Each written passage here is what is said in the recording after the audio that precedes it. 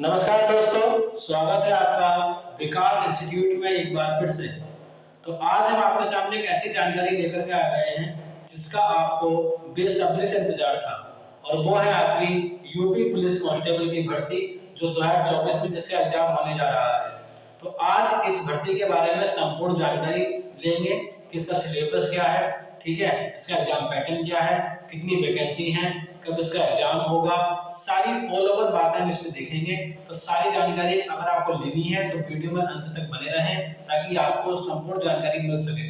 तो ये आपके पास में सुनहरा मौका, सुनहरा अवसर है इस नौकरी में आपका सिलेक्शन लेने का, क्योंकि कई बार सुना कि अब वैकेंसी आएगी, अब वैकेंसी आएगी, अब वैकेंसी आएगी, लेकिन अब फाइनली जो ऑफिशियल नोटिफिकेशन है वो जारी हो चुका है और 27 तारीख से इसके फॉर्म भरे जाने हैं, ठीक है। तो इसीलिए आप सारी जानकारी सही से देखेंगे, क्या इसकी शैक्षणिक योग्यता है, क्या इसका एग्जाम पैटर्न है, पेपर कितने घंटे का होगा, ठीक है, क्वेश्चन मैथ के कितने आएंगे, सिलेबस क्या है, रीजनिंग के कितने क्वेश्चन आएंगे, जीएस के कितने आएंगे एंड हिंदी के कितने आएंगे, इन सब की बात हम करेंगे अंत तक। तो सब मुझसे जुड़े रहें और वीडियो में लगातार बने रहें। तो ये बहुत बड़ा सुनहरा अवसर है उन लोगों के लिए जो अपनी सेवा पुलिस में देना चाहते हैं और पुलिस में जाना चाहते हैं, और जिनका पुलिस में एक नौकरी करने का सपना है उसको आप साकार कर सकते हैं। तो चलिए शुरू करते हैं, स्टार्ट करते हैं। देखिए, ये जो नोटिफिकेशन है आपका, ये आपका पुलिस भर्ती बोर्ड की तरफ से जारी किया गया है, जिसको हम देखते हैं इसमें क्या क्या मेन बातें हैं, ठीक है ना। मेन बातों पर डिस्कशन करते हैं कि क्या क्या इसके अंदर बातें दे रखी है। देखिए, आपको दिखाई दे रहा होगा, देखिए सबसे पहले अगर हम बात करें इसमें, सबसे पहले अगर हम बात करें इसमें, तो देखिए सबसे मेन चीज इसके अंदर क्या है आपका, इसके अंदर देखिए जो आपकी, देखिए आपको दिखाई दे रहा होगा, इसमें लिखा है ऑनलाइन आवेदन शुल्क जमा करने की प्रारंभ होने की तिथि कितनी है आपकी, 27/12/2023, यानी कि जो आपके फॉर्म ऑनलाइन होना शुरू होंगे वो आपके 27 तारीख से, यानी कि इसी मंथ की लास्ट में, आज कितनी तारीख है आपकी, 24 डेट है आज, और आपकी स्टार्ट होंगे 27 तारीख से, यानी कि 3 दिन बाद आपके स्टार्ट हो जाएंगे 27। आप इसका फॉर्म ऑनलाइन कर सकते हो, ठीक है ना। जो आपकी अंतिम डेट है फॉर्म जमा करने की वो है आपकी 16 तारीख पहला महीने, यानी कि 16 जनवरी पहली तारीख, यानी कि इसमें आप संशोधन कर सकते हो 18 तारीख में, ठीक है। आपके लिए वो पोर्टल खोला जाएगा जिसमें आप अपनी संशोधन कर सकते हो फॉर्म में। अगर आपकी कोई मिस्टेक हो गई है तो उसकी डेट आपको 18 तारीख मिलेगी, ठीक है। जो आपका आवेदन शुल्क रखा गया है इसमें, देखिए जो आपका आवेदन शुल्क रखा है कितना है, आवेदन शुल्क आपका रखा है कितना, 400 रुपए। कोई सी भी कैटेगरी हो, एससी हो, एसटी हो, जनरल हो, ओबीसी हो, कोई सी भी कैटेगरी, सबके लिए आपका समान शुल्क रखा गया है, वो है आपका 400 रुपए। क्लियर है इतनी बात। तो आगे देखते हैं और क्या क्या इसके अंदर बातें नोटिफिकेशन में बताई गई हैं, ठीक है। आगे देखिए, देखिए इसमें आपका, इसमें देखिए ये मेन बात, जो इसके अंदर पदों की संख्या है वो कितनी कितनी है, सब अलग अलग कैटेगरी में। देखिए अगर हम बात करें अनारक्षित यानी कि जनरल के लिए, अगर हम बात करें जनरल की वैकेंसी कितनी है आपकी, देख लीजिए 24,102 है, ठीक है ना। आपके अगर ईडब्ल्यूएस की बात करें, ईडब्ल्यूएस की आपके पास 6024 है। अगर हम बात करें ओबीसी के लिए, ओबीसी की जो वैकेंसी है वो कितनी है, 16,264 है। और अगर हम बात करें एससी के लिए, एसटी की जो वैकेंसी है 12,650 है। अगर हम बात करें एसटी के लिए तो एसटी कितनी है, 1204 वैकेंसियां हैं। और टोटल अगर हम बात करें टोटल वैकेंसियों की तो कितनी है, 60,244 टोटल वैकेंसियां हैं। क्लियर है इतनी बात। तो आप समझ रहे होंगे सारी बातें क्या क्या इसके अंदर बात दिखाई गई है, ठीक है ना। ये पूरा नोटिफिकेशन आपका, ये मैं आपको बता चुका हूं, जो शुल्क कितना है इसका, ठीक है, कब से इसके फॉर्म आएंगे, कब से जो है इसकी फॉर्म आपकी वेबसाइट बंद हो जाएगी और कब आपको संशोधन करने की डेट मिलेगी, मैं आपको बता चुका हूं, ठीक है। नोटिफिकेशन में आपको, ठीक है ना, ये चीज आपको दे रखी है, मैं आपको यही बता चुका हूं कि इसमें जो आपकी जो देखिए नंबर 2, देखिए आपके जो इसके अंदर फीस बताई गई है वो कितनी है, 400 रुपए है। इसके अंदर ऑल कैटेगरी के लिए 400 फीस रखी गई है, ठीक है। बहुत सुनहरा अवसर आपके पास में दिया गया है नौकरी पाने के लिए, ठीक है। अब देखिए इसमें बात करें योग्यताओं के बारे में कि क्या क्या योग्यताएं आपकी बताई गई हैं। देखिए ये आपकी योग्यताएं यानी कि अर्हताएं, यानी सबसे पहला आपको पता है कि जो भी व्यक्ति फॉर्म भर रहा हो, सबसे पहला क्या है कि भारत का नागरिक होना चाहिए। क्या होना चाहिए, भारत का नागरिक होना चाहिए और आप ऑलरेडी भारत के नागरिक हैं। दूसरा बात करें कि तिब्बत शरणार्थी जो भारत में स्थायी निवास के अभिप्राय से 1 जनवरी 1962 के पूर्व भारत आया हो या भारतीय उद्भव का ऐसा व्यक्ति हो जिसने भारत में स्थायी निवास नहीं है, जिसने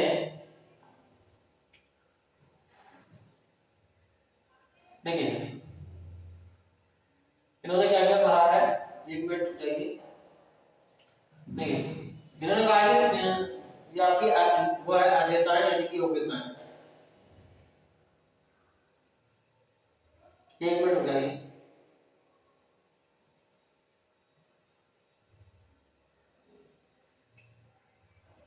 देखिए यहाँ पे दूसरा लाइन में कहा गया है कि तिब्बती शरणार्थी हो जो भारत में स्थायी निवास के अभिप्राय से 1 जनवरी 1962 के पूर्व भारत आया हो या भारतीय उद्भव का ऐसा व्यक्ति जो जिसने भारत में स्थायी निवास करने के अभिप्राय से पाकिस्तान, म्यांमार, श्रीलंका या किसी पूर्व अफ्रीकी देश कोनिया, युगांडा और यूनाइटेड रिपब्लिक ऑफ तंजानिया और अलीगढ़ से क्या हो, प्रव्रजन किया हो। ठीक है ना, सही है इतनी बात। आगे चलते हैं।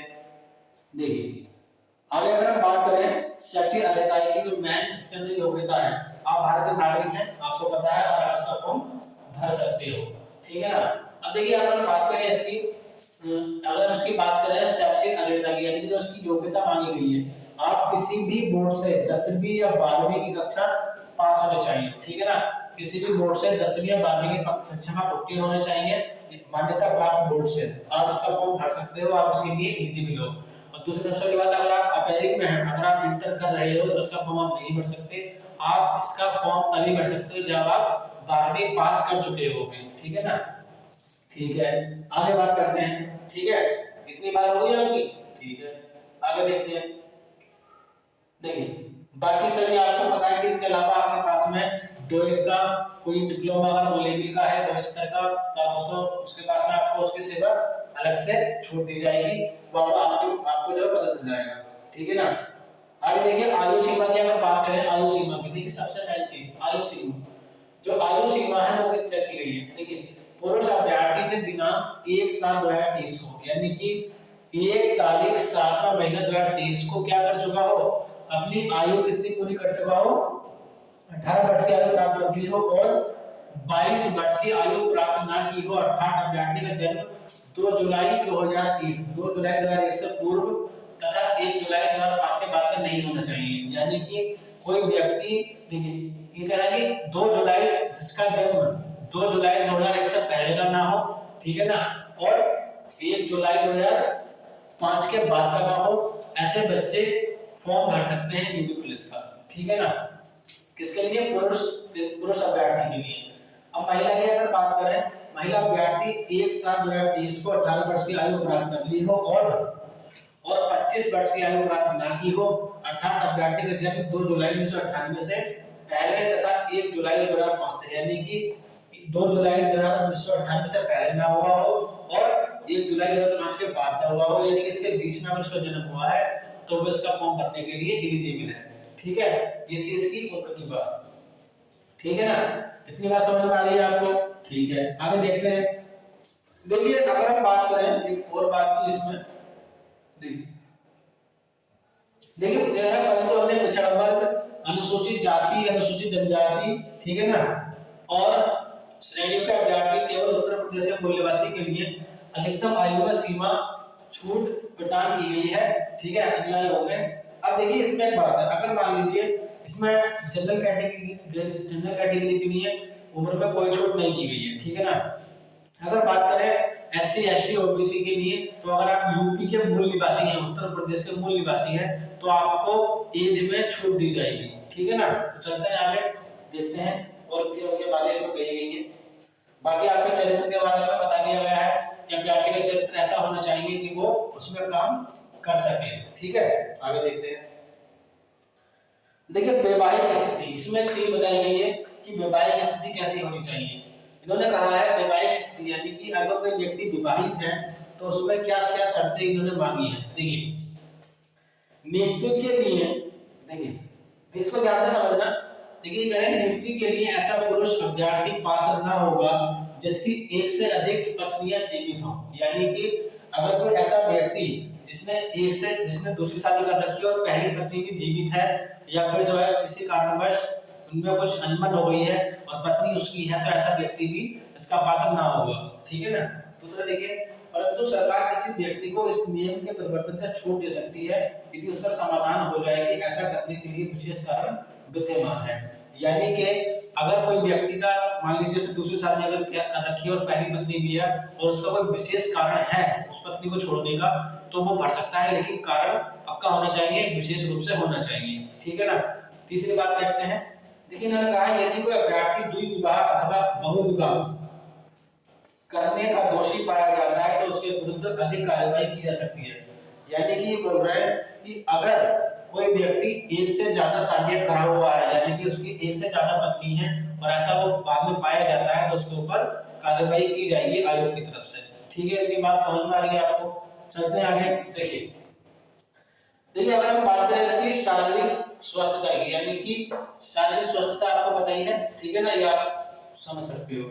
आगे चलते हैं, भर्ती प्रक्रिया क्या रहेगी। देखिए भर्ती प्रक्रिया में इसका जो है, और हम बाकी आगे धीरे धीरे इसके लास्ट में सिलेबस की बात करेंगे, एग्जाम पैटर्न की बात करेंगे, तो इसलिए वीडियो में अंत तक जरूर बने रहें। देखिए अगर हम बात करें भर्ती प्रक्रिया की, भर्ती प्रक्रिया क्या रहेगी। देखिए सबसे पहले इसके अंदर आपकी लिखित परीक्षा होगी। क्या होगी? लिखित परीक्षा होगी, और लिखित परीक्षा होने के बाद में आपकी मेरिट लगेगी। जो बच्चे लिखित परीक्षा में पास होंगे उनको डॉक्यूमेंट वेरिफिकेशन के लिए बुलाया जाएगा और उनको उनका जो हाइट है वो आपकी मेजर की जाएगी। ठीक है, इसमें पास होने के बाद में आपका जो है क्या होगा, आपको दौड़ के लिए बुलाया जाएगा, और जो व्यक्ति दौड़ में पास होगा उसका ही मेडिकल होगा और वही व्यक्ति को ज्वाइनिंग दी जाएगी। ठीक है ना, सही है। देखिए लिखित परीक्षा, ऐसा अभ्यर्थी देंगे आवेदन पत्र।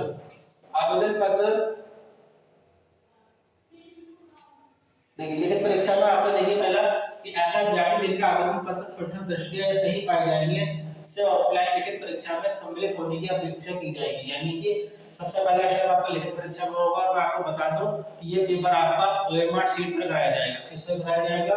ओएमआर शीट पर, यानी कि पेपर आपका ऑफलाइन होगा। ठीक है, ऑफलाइन पेपर होगा और 2 आवर्स का आपका पेपर होगा, यानी कि 2 घंटे का आपका पेपर होगा। क्लियर है इतनी बात। अब देखिए इसमें जो आपसे विषय के अंदर आएंगे, आपके 4 विषय आएंगे। एक आपका आएगा सामान्य ज्ञान, ठीक है, एक आपका आएगा सामान्य हिंदी आएगा, तीसरा आपका संख्यात्मक एवं मानसिक योग्यता तथा मानसिक अभिरुचि आएगा। यानी कि 4 सब्जेक्ट इस पेपर में आपका आने वाले हैं। मैथ आएगा आपका, रीजनिंग आएगा, जीएस आएगा और सामान्य हिंदी आएगा। ठीक है ना। नेगेटिव आपको मार्किंग आपकी 0.5 नंबर की इसमें रहेगी। ठीक है ना। देखिए गलत उत्तर देने के लिए ऋणात्मक अंक प्रदान किए जाएंगे। इस लिखित परीक्षा के कुल 150 प्रश्न होंगे। यानी कि कितने प्रश्न आएंगे? टोटल 150 प्रश्न आएंगे। कितने आएंगे? 150 प्रश्न आएंगे आपके। कितना गया? देखिए एक टोटल क्वेश्चन कितने होंगे? 150 क्वेश्चन होंगे, और गलत उत्तर और एक का कितना अंक होगा? 2 अंक का होगा। यानी कि टोटल जो पेपर होगा आपका 300 नंबर का पेपर होगा आपका। और इन्होंने कहा है कि गलत उत्तर के लिए 0.5 अंक प्रदान किए जाएंगे। यानी कि 0.5 नंबर की नेगेटिव मार्किंग आपकी इस पेपर में होगी। समझ रहे हैं आप सारी बातें? तो देखिए आगे देखिए और क्या क्या इन्होंने बताया इसके अंदर। देखिए ध्यान से देखना ताकि कोई चीज आपकी छूट ना जाए। देखिए आगे देखते हैं। देखिए मैंने आपको बता दिया कि परीक्षा ओएमआर शीट पर आधारित होगी, मैं आपको बता चुका हूं। ठीक है ना। अब देखिए इसमें आपको 3 प्रतियां दी जाएंगी। एक प्रति बोर्ड के पास रहेगी, एक प्रति आपकी दूसरी बोर्ड के पास रहेगी, तीसरी आपकी जो अभ्यर्थी को दी जाएगी। ठीक है, देखिए आगे बढ़ते हैं। देखिए इसमें जो रहेगा आपका जो इसमें वो रहेगा नॉर्मलाइजेशन का सेक्शन रहेगा आपका। ठीक है ना। चलिए आगे बढ़ते हैं, ये काफी चीजें पढ़ चुके हैं। देखिए इसमें जो सूत्र इसमें जो निकाला जाएगा आपको, जब वो होगा जैसा आपका क्वेश्चन गलत हो जाता है आपको और आप उसको कुछ भी करना चाहते हो, तो एक फॉर्मूला होता है सही उत्तर गुणा निर्धारित अंक का फॉर्मूला सही प्रश्नों की संख्या, इससे मापदंड किया जाएगा। ठीक है, चलिए आगे बढ़ते हैं। देखिए इन्होंने कहा है कि जैसा कि मैंने आपसे बताया था कि ओएमआर उत्तर पत्र की 3 प्रतियां होंगी। कितनी? 3 प्रतियां होगी, जिनमें से मूल प्रति बाह्य एजेंसी, द्वितीय प्रति बोर्ड तथा तृतीय प्रति अभ्यर्थी की होगी। और अभ्यर्थी द्वारा मूल प्रति अपने साथ लेकर चले जाने पर उसका स्वतः ही निरस्त समझा जाएगा। इसका मतलब क्या है, यानी कि आपको जो दी जाएगी, जो आप ओएमआर शीट भरोगे, उसकी जो मूल प्रति होगी वो अगर आप ले जाते हो तो आपका जो है पेपर निरस्त कर दिया जाएगा। इसलिए आपको केवल क्या दी जाएगी, देखिए अभ्यर्थी द्वारा मूल प्रति अपने साथ ले जाएगा, लेकिन तृतीय प्रति जो होगी वो आपको दी जाएगी, मूल प्रति आपको नहीं दी जाएगी। चलिए आगे बढ़ते हैं, इतनी बात आप समझ गए होंगे, ठीक है। तो इस बार आपको एग्जाम में सिलेक्शन लेना है, ठीक है ना। चलिए आगे बढ़ते हैं। देखिए शारीरिक मान की प्रक्रिया की बात करते हैं कि इसके अंदर क्या क्या मांगा गया है आपका। देखिए अगर हम बात करें कि इसमें हाइट कितनी मांगी जाती है, तो ध्यान से देखना है इस बात को। देखिए सामान्य अन्य पिछड़े वर्गों और अनुसूचित जातियों के लिए पुरुष अभ्यर्थियों के लिए जो न्यूनतम ऊंचाई वो कितनी है, 168 सेंटीमीटर आपकी हाइट मांगी गई है, इसकी पुरुष की मांगी गई है। क्लियर है इतनी बात। अगर हम बात करें अनुसूचित जाति, अनुसूचित जनजाति, केवल किसके बारे में, अनुसूचित जनजाति के बारे में, तो इनकी जो हाइट मांगी गई है आपकी, वो कितनी मांगी गई है, वो आपकी मांगी है 160 सेंटीमीटर, यानी कि 160 सेंटीमीटर। क्लियर है ये बात। देखिए अब आगे बात करें, अगर हम बात करें इसकी, इन्होंने कहा है सीना, सामान्य अन्य पिछड़े वर्गों और अनुसूचित जातियों के लिए अभ्यर्थियों के लिए न्यूनतम सीने की माप कितनी होनी चाहिए, 79, यानी कि जब आपके सीने की माप नॉर्मल हो रही है तो 79 सेंटीमीटर आपकी जो होनी चाहिए, और अगर आप फुलाने पर कितनी होनी चाहिए, 84 सेंटीमीटर, यानी कि बिना फुलाए 79 सेंटीमीटर और फुलाने पर 84 सेंटीमीटर आपकी माप होनी चाहिए सीने की। क्लियर है इतनी बात। देखिए आगे और देखिए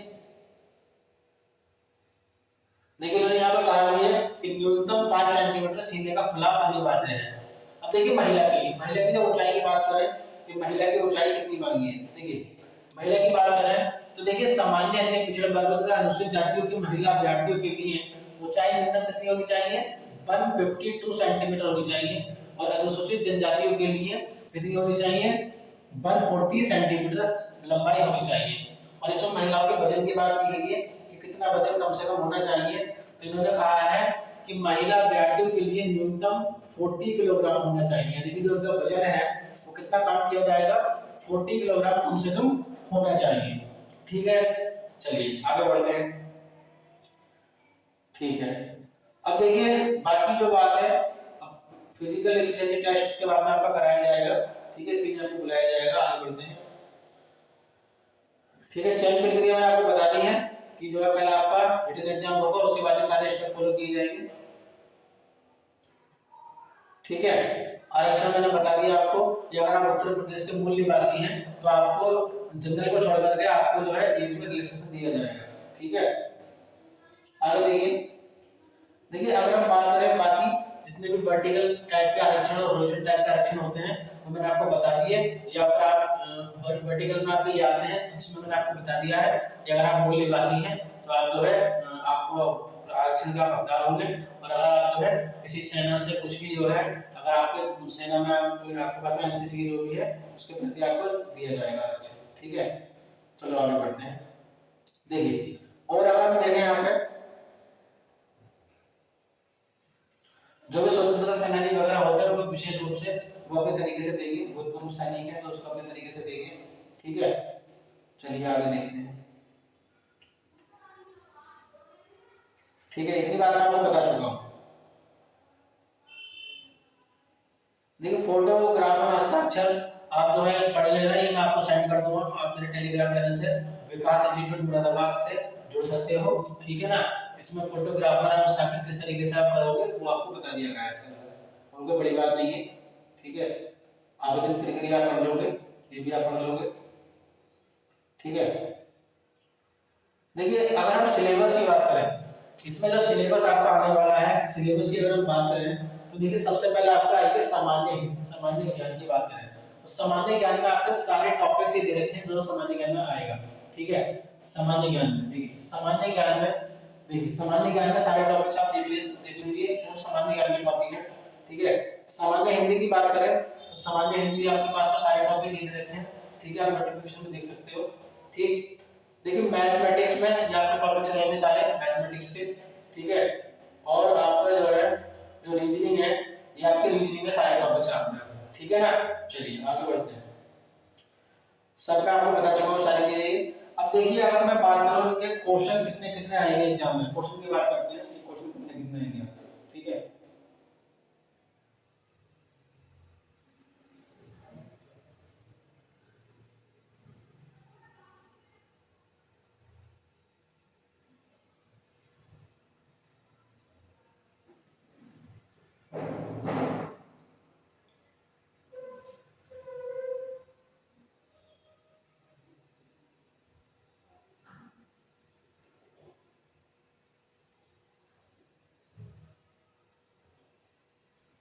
देखिए अगर मैं क्वेश्चन की बात करूं तो जो आपका जीएस रहेगा, ठीक है ना, जो आपका जीएस रहेगा ये आपका जीएस है, ये आपका मैथ है, ये आपका रीजनिंग है, ये आपका हिंदी है।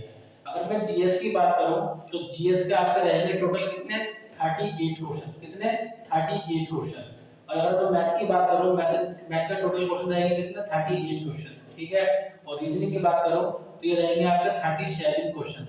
और अगर मैं हिंदी की बात करूं तो हिंदी के कितने क्वेश्चन आएंगे 37 क्वेश्चन, यानी कि जीएस के आपके 38 क्वेश्चन टोटल रहेंगे, और आपके मैथ के 38 क्वेश्चन रहेंगे, और आपके रीजनिंग के 37 क्वेश्चन रहेंगे, और आपके हिंदी के 37 क्वेश्चन रहेंगे। यानी कि जीएस और मैथ के 38 क्वेश्चन आएंगे, और आपके रीजनिंग और हिंदी के 37 क्वेश्चन आएंगे।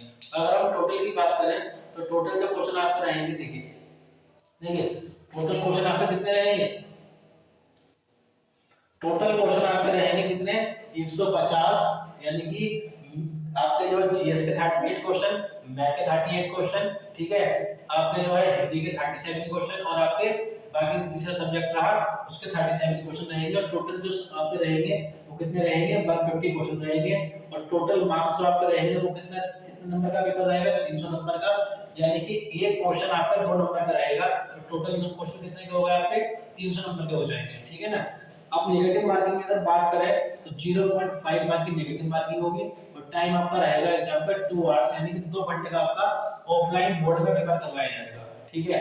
तो ऑल ओवर जानकारी मैंने आपको दे दी है कि इसके फॉर्म कब से भरे जाएंगे, ठीक है, इसके फॉर्म की क्लोज होने की डेट क्या है, ठीक है, और इसमें जो है योग्यता क्या क्या मांगी है, किस कैटेगरी में कितनी वैकेंसी है, किस कैटेगरी को छूट दी जाएगी, जिसको नहीं दी जाएगी, ये सब मैंने आपको बता दिया है।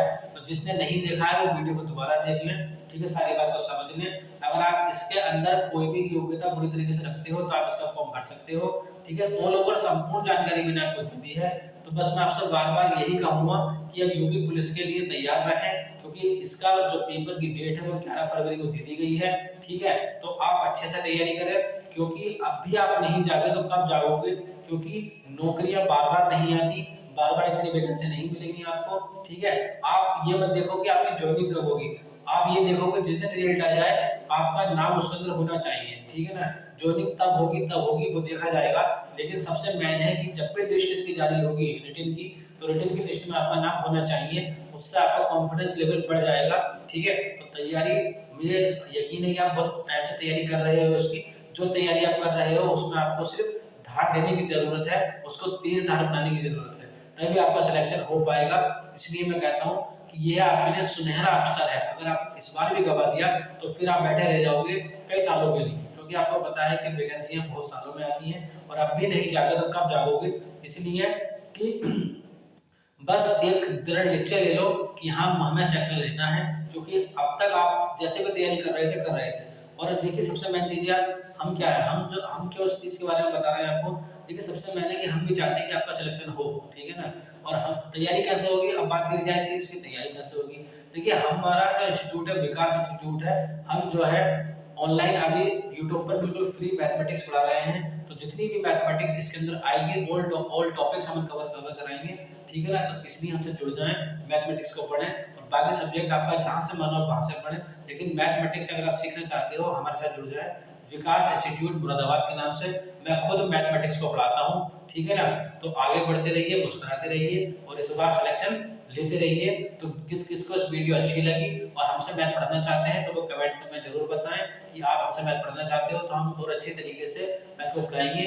जो प्रीवियस के क्वेश्चन है वो भी आपको करवाएंगे, ठीक है ना, सब क्वेश्चन करवाएंगे मैथ में, सब पूरे नंबर आपको दिलवाएंगे, ये हमारा वादा है। बस हमसे जुड़ रहे हैं, अपना फीडबैक जरूर दें कि आपको हमारी वीडियो कैसी लगी और हमसे आपको क्या सीखने को मिला है, ठीक है ना। तो अगर आपको हमारे चैनल से कुछ भी सीखने को मिला है तो चैनल को सब्सक्राइब जरूर करें, ताकि जब भी हम कोई नई वीडियो लेकर के आए तो वो वीडियो आप तक पहुंच जाए, उसका नोटिफिकेशन आप तक पहुंच जाए। तो मिलते हैं आपसे नेक्स्ट लेक्चर के साथ में, नेक्स्ट वीडियो के साथ में। थैंक यू और धन्यवाद।